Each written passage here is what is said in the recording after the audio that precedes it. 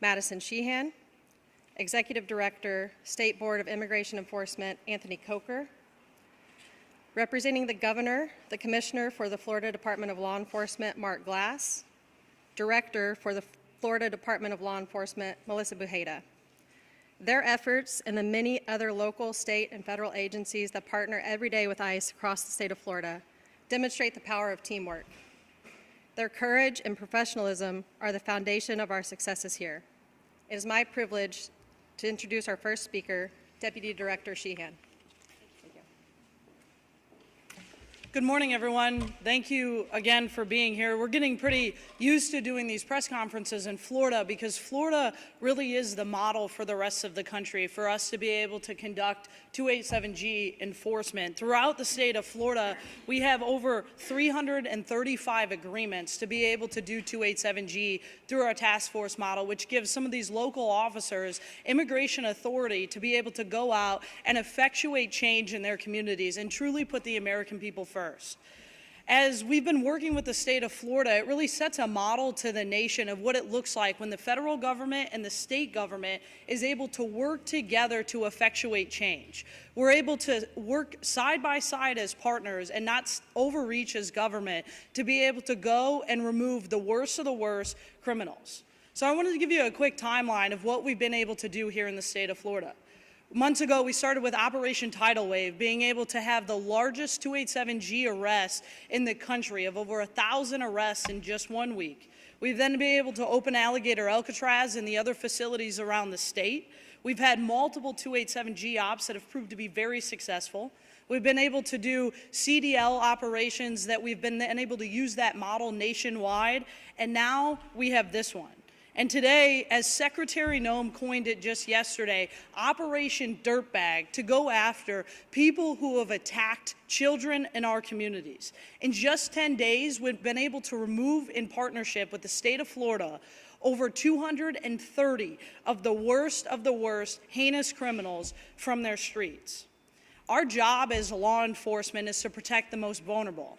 Democrats will tell you that that is the criminal illegal aliens who they have let run free in our communities, but not this group of law enforcement. We know that it's the children that is our job to protect. These men and women put their lives on the line every single day to protect the children of their communities and protect the American people and put them first. And that's just what we've done.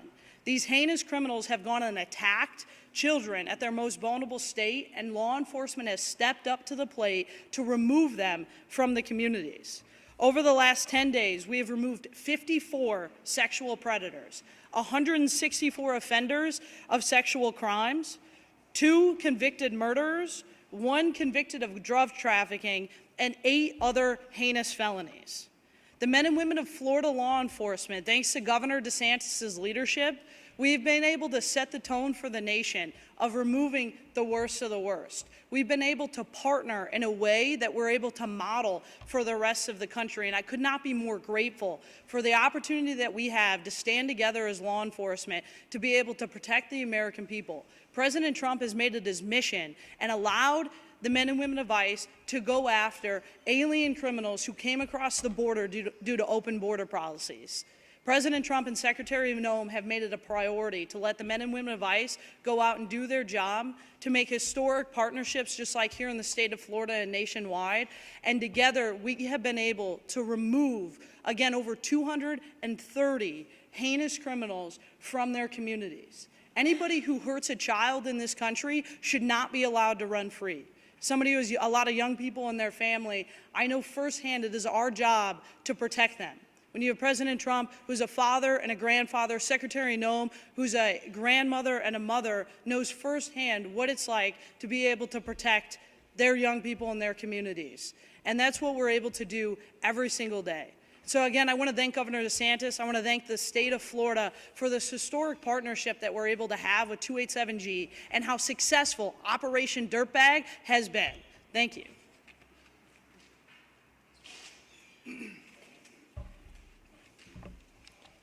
Good morning. Thank you all so much for being here today. My name is Anthony Coker. I'm the Executive Director of Immigration Enforcement for the state of Florida. I would like to first start off by saying congratulations to Commissioner Glass, the Florida Department of Law Enforcement, and ICE Miami Acting Field Officer Director Walker, on a job well done. As the Deputy Director said, this operation was super successful. I would like to talk about the 287G program briefly. Governor DeSantis took swift and decisive actions when President Trump was inaugurated to ensure that Florida set the bar on what 287G enforcement and cooperation with the federal government look like. Because of the steadfast leadership from Governor DeSantis, the bar has been set for the nation, and we will, on behalf of the state of Florida, continue to collaborate and work with our DHS partners.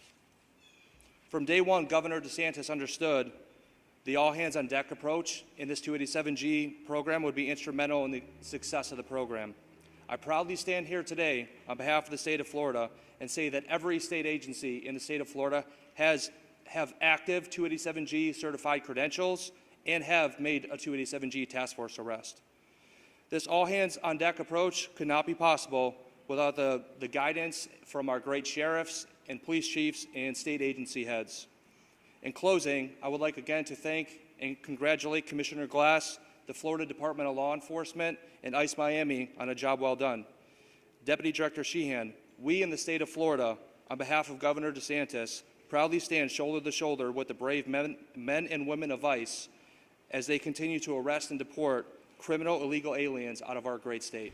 Thank you. Thank you, Executive Director. My name is Mark Glass. I'm the Commissioner of Florida Department of Law Enforcement. And on behalf of Governor DeSantis, who cannot be here, he was on slight mechanical difficulty on takeoff, but everything is fine. He was not able to be here today, but he was en route. So on behalf of him, I just want to say thank you for coming here to listen to Operation Criminal Return, or Operation Dirtbag, as the Deputy Director said. We do appreciate all the support Immigration Customs Enforcement has done for the state of Florida. And as Executive Director Coker discussed about how Governor DeSantis, we're all 287G qualified within our state. And I will say to Executive Director, he handed me my 287G card along with Executive Director Kerner, his 287G card. And so we are fully active all the way from the top to the bottom, 287G compliant. This operational criminal return is another fine example of what exactly the President Trump said. Let's get the worst of the worst out of our country. Governor DeSantis and our cabinet leaned into it, and we said we're going to do it even before the President was able to take office. Our state has leaned forward on immigration and trying to get these type of folks out of your community. These are some of the worst child molesters, rapists, murderers, convicted criminals that have been in and out of your community for a long time. And we're not going to stand for it anymore. Thanks to Deputy Director and the Immigration Customs Enforcement, we're allowed to go after these folks and get them out of your communities.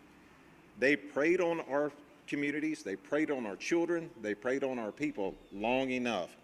The investigators and the law enforcement officers you see here today are fine examples of those who came together along with the other federal, state, and local partners to put together a plan to go after these folks that have been in your neighborhood.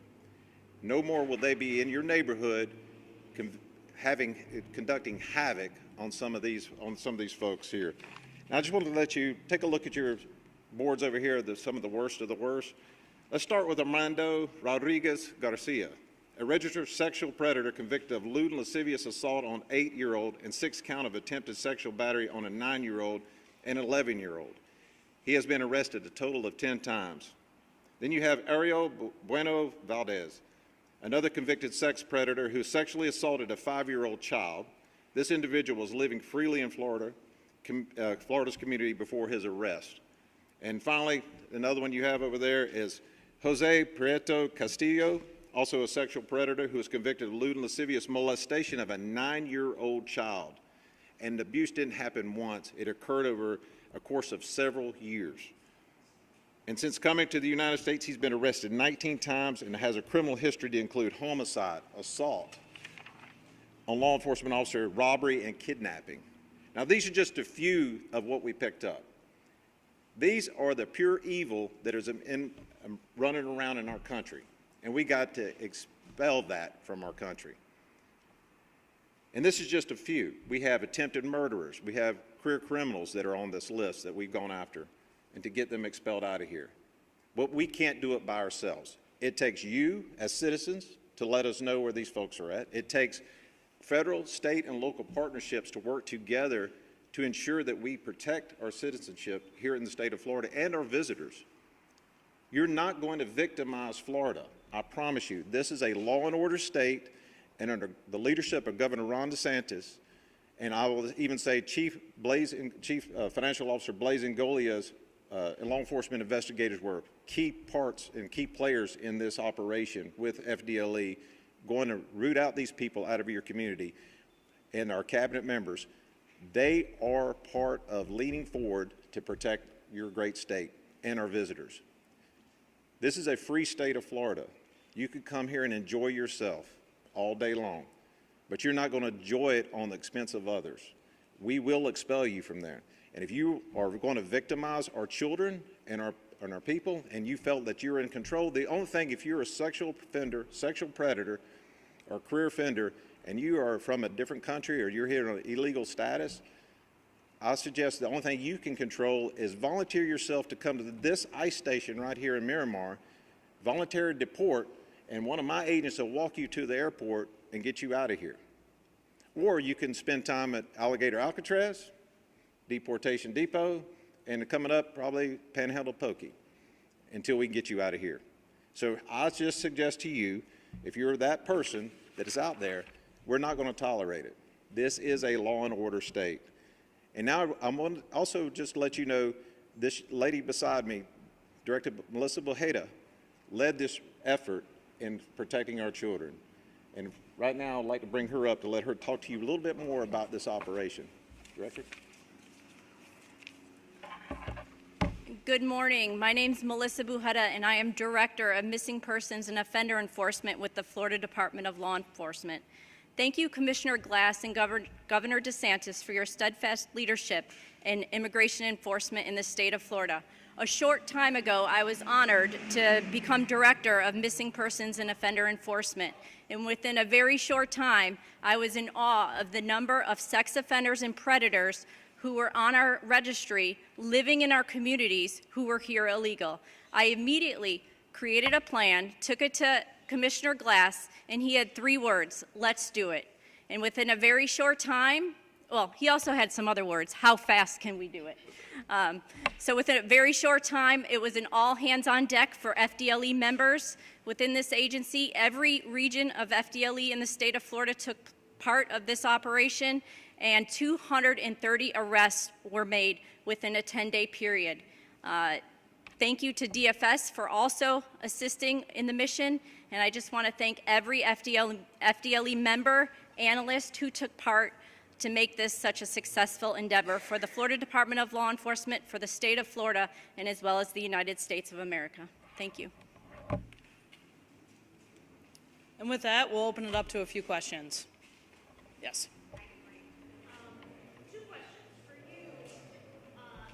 Where is the department on trying to deport 3,000 people a day, like the White House had said earlier this year? And for the state officials, how many detainees are there right now in Alligator Alcatraz and the other facilities in the commission mentioned? Look, the men and women of ICE are going after the worst of the worst. We're going after criminally illegal aliens. We're going after anybody who's been in this country illegally, that was led into this country over open border policies. The men and women of ICE are spending all of their time protecting the American people and putting the American people first, which wasn't done in previous administrations. We stand by President Trump and Secretary Noem and our ability to do that, and we'll continue to fight for the American people every single day. And your second question was what again, ma'am? That varies day to day, and I will tell you, because the ICE our ERO comes and goes all the time, picking them up. Our Florida sheriffs are bringing them out of their county facilities, and they're being escorted by FHP, these vans coming in and out of the different Alligator Alcatraz Deportation Depot.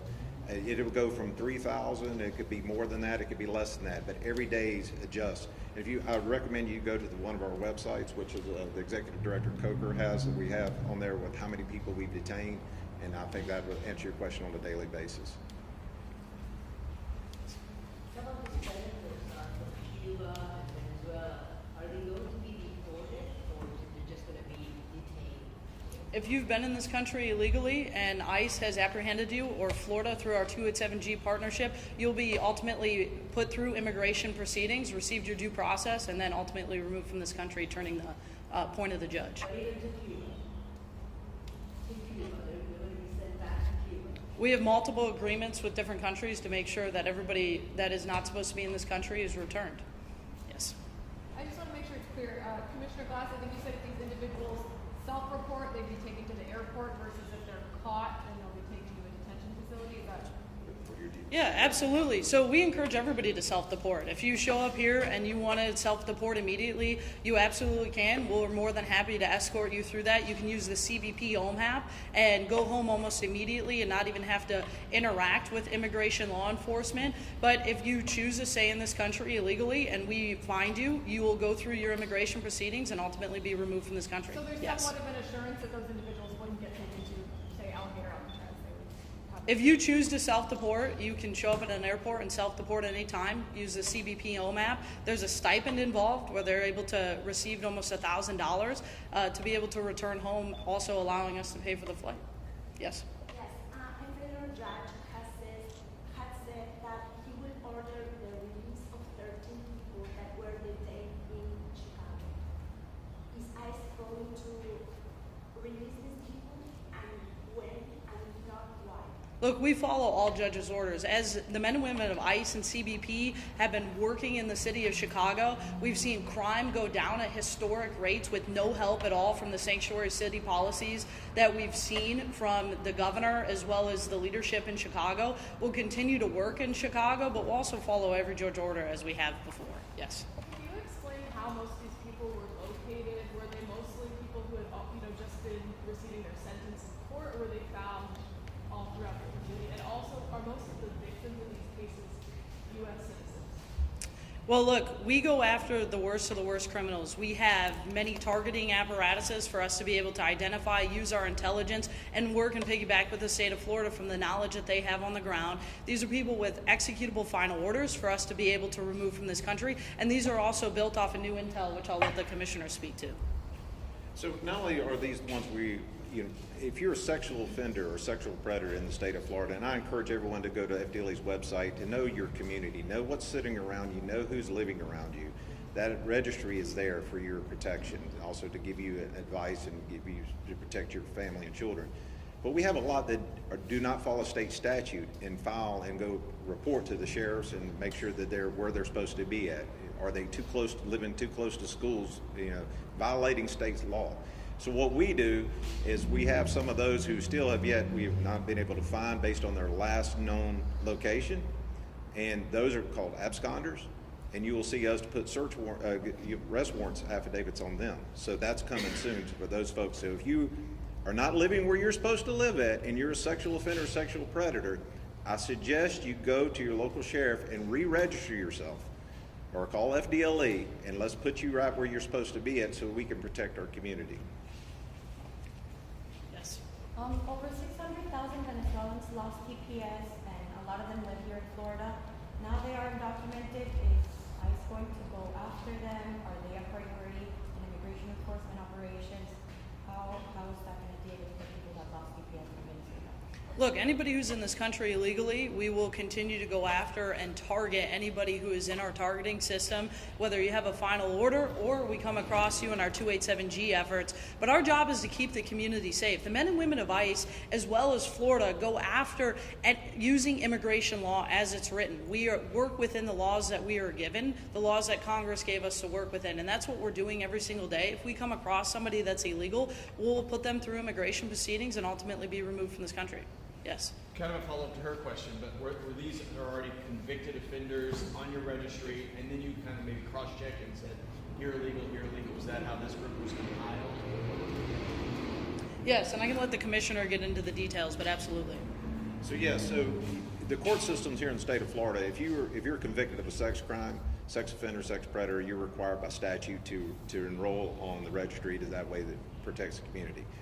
They're also required to make sure your address is updated so the community knows where you're at, so you do not, subjugate someone else to the same heinous crime that you've committed on that victim. So that is one thing. So based on ICE records, and there's other stuff behind it, based on ICE records on who's on final deportation status, who's already had their due process, and they're still sitting here.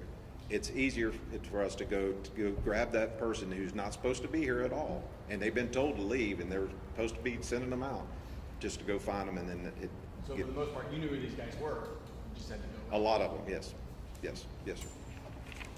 Yes, I have a question.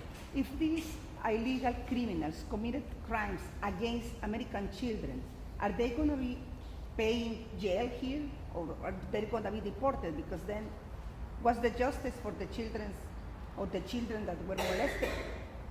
The majority of these folks that you've seen have already gone through the system, the state system in the state of Florida or other states that have moved here, and they've had to move their registry to here to tell them that they've moved to this area.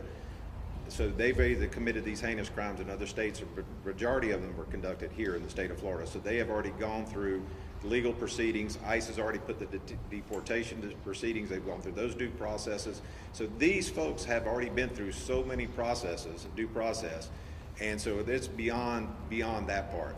But they've been allowed, for the previous administration under Biden, to sit here on our soil and continue to do this. And I read off to you some of the other things they've done, robberies, rapes, everything else that's still happened there, attempted murders, what we've been able to get out of them. So here's the deal. ICE is doing their job under President Trump, is removing these heinous criminals out of our country. The Governor DeSantis and our cabinet has leaned into this and said, we're going to get them out of here too. We do not want these folks here, causing havoc on our children and on our visitors that are coming from other states and other countries here to enjoy the state of Florida. This is not going to happen here. It is a law and order state. Good question, ma'am. Thank you. Thank you. Yes, I want to ask a question about the capacity of the state detention facilities that you have built already at Bayford and one in the Everglades, and the timeline for opening the third one on the Panhandle, and if you have plans to open the one, or is this going to be in terms of immigrant detention facilities? Well, we work hand in hand with our federal partners on the detention facilities. You saw with Alligator Alcatraz, Deportation Depot, utilizing the state assets and facilities here. The Panhandle Pokey, that's still being done if it's needed. Right now, the way we're looking at it, a lot of the stuff we're doing with the movement of the detainees in and out of the country, and ICE has really stepped up, and they're getting them in and out of our state fast. And it depends on how many people are coming in and when that stands up. Governor DeSantis is committed to this fight to ensure that our state is protected and that we have facilities to place them in. And so the Panhandle Pokey was another one that's coming up. So that's what our goal is to do here, is to make sure that we have a place to detain these individuals in order to have ICE time to finish up their due process and deport them. Thank you. We have time for one more question. Just follow up on this. Okay. The state immigration plan, you mentioned the future capacity of 10,000 detainees. Is that where you're going with this expansion? Well, you just said it in what you just said, capacity plan.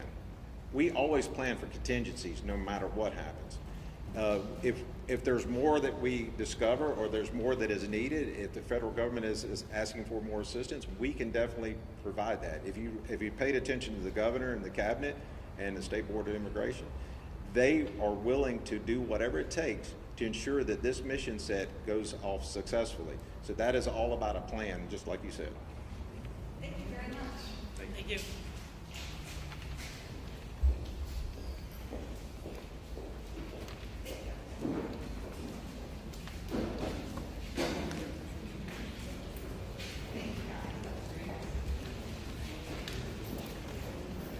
All right, so for those of you that don't have the press release, there's some on the table. And if you notice on page 3, I believe it is, there is some